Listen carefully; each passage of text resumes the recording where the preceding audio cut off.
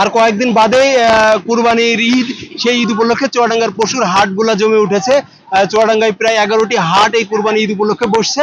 আমি জেলা প্রাণী সম্পদ অফিসের সাথে কথা বলেছিলাম, তারা যেটা আমাকে জানিয়েছিলেন, চুয়াডাঙ্গাতে এবার 2,12,000 পশু আসলে পালন হয়েছে। প্রায় 10,000-এর বেশি খামারি বা গরু পালনকারীরা এই গরু এবং বিভিন্ন ছাগল, এই পশু তারা পালন করেছেন।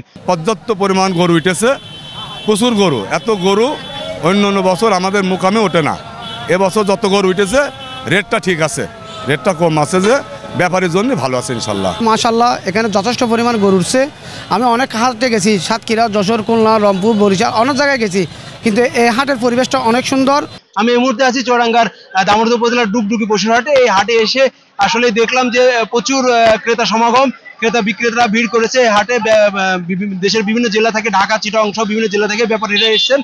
আমি ব্যাপারীদের সাথে কথা বললাম, ওরা যেটা আমাকে জানালেন যে এবার আসলে তারা সাশ্রয়ী মূল্যে পশু কিনতে পারছেন, বিশেষ করে গরুর দাম আসলে তাদের নাগালের মধ্যে। যারা ক্রেতা আছেন তারা যেটি জানালেন, যারা কুরবানি দেওয়ার উদ্দেশ্যে আসলে গরু বা ছাগল কিনতেছেন, তারা জানালেন যে এবার তাদের নাগালের মধ্যেই গরু ছাগলের দাম আছে। কুরবানি ঈদ উপলক্ষে দুটো পালা গরু ডুগডুগির হাটে বিক্রি করতে এসেছে। এখন বিক্রি হয়নি, আশায় আছে বিক্রি হবে, সেই আশা আছে। অনেক গরু দেখে একটা পছন্দ করে একটা গরু কিনেছি। গরু পুষে আমাদের যে পরিমাণ খরচ, সেই পরিমাণ আমাদের উঠছে না, তো লস হচ্ছে গরুতে। যে ভুসির দাম, খলির দাম, সব জিনিসের খাবারের দাম বেশি, কিন্তু গরুর দাম সেই তুলনায় বেশি হচ্ছে না। এবং যারা বিক্রেতা আছেন তারা কিছুটা দুঃখ নিয়েই বললেন যে এবার তারা আসলে তাদের প্রত্যাশা অনুযায়ী দাম পাচ্ছেন না, কারণ তাদের পশুপালনে এবার একটু বেশি অতিরিক্ত খরচ হয়েছে। কারণ ভুসি, তেল, খোল সহ অন্যান্য পশুপালনে যে দৈনন্দিন জিনিসগুলো প্রয়োজন, প্রত্যেকটা জিনিসের দাম বেশি হতে তাদের পশুপালনে এবার আসলে খরচ বেশি হয়েছে, কিন্তু সেই অনুযায়ী তারা মূল্য পাচ্ছেন না। তো সব মিলে যদি বলি যে চুয়াডাঙ্গার পশু হাটগুলো খুবই জাঁকজমট। হাটগুলোতে ঘুরে পা ফেলার জায়গা নেই।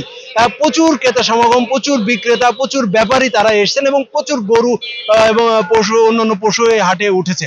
এছাড়া আমি জেলা প্রাণী সম্পদ অফিসে কথা বলেছিলাম, তারা বললেন যে চুয়াডাঙ্গাতে এবার 1,60,000-এর মতো পশু আসলে কোরবানির জন্য প্রয়োজন। বাকি যে পশু থাকবে সেই পশুগুলা ঢাকা, চিটাগং সহ দেশের বিভিন্ন অঞ্চলে যাবে।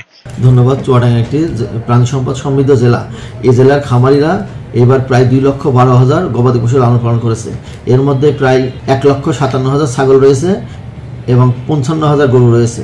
এবং এই ছাগল এবং গরু মিলিয়ে আমাদের চুয়াডাঙ্গার মোট চাহিদা রয়েছে 1,59,000 এবং বাকি 53,000 গরু এবং ছাগল আমরা আশা করছি এখানকার খামারিরা চুয়াডাঙ্গার বাইরে অর্থাৎ ঢাকা সহ সারা দেশে সরবরাহ করবে। এখানে চুয়াডাঙ্গায় কিন্তু গরুর হাট যে কয়টা আছে সবই মোটামুটি কিন্তু প্রসিদ্ধ হাট, এবং চুয়াডাঙ্গাতে বড় হাটের মধ্যে আমাদের 5টা বড় হাট রয়েছে, আর ছোট লোকালি কিছু হাট রয়েছে যেটাও বেশ গরু আমদানি হয় বলে আমরা জানি। ক্রেতাদের উদ্দেশ্যে আমাদের একটি পরামর্শ থাকবে সবসময়, এটা বছরে আসলে খামারিরা পালে হচ্ছে সারা বছরের একটা সঞ্চয় হিসাবে।